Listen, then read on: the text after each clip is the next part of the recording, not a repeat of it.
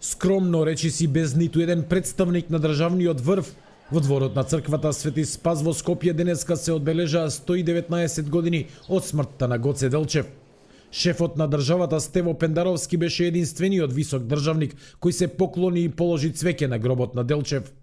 Во име на владата и собранието, тоа го сторија делегации, а лично го немаше ниту лидерот на ВМРО ДПМН Христијан Мицковски. Изјави одбија да дадат и председателот, но и представниците на владата и опозицијата.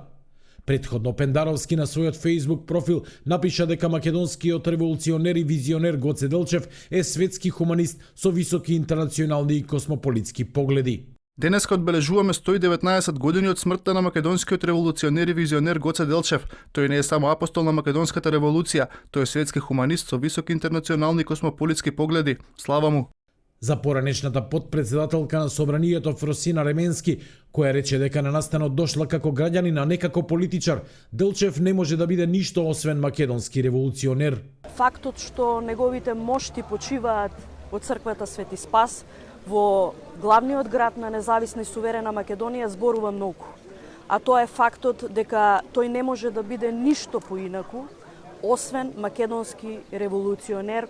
Километри подалеку од гробот на Делчев, при посета на Гевгелиската брана во изградба Конско, премиерот Ковачевски рече дека пораката за светот како поле за културен надпревар меѓу народите го стави Гоце Делчев во редот на светските хуманисти. Гоце Делчев се бореше и поколенијата после него за независна македонска држава, која што држава ќе биде просперитетна, држава која што ќе биде економски развиена.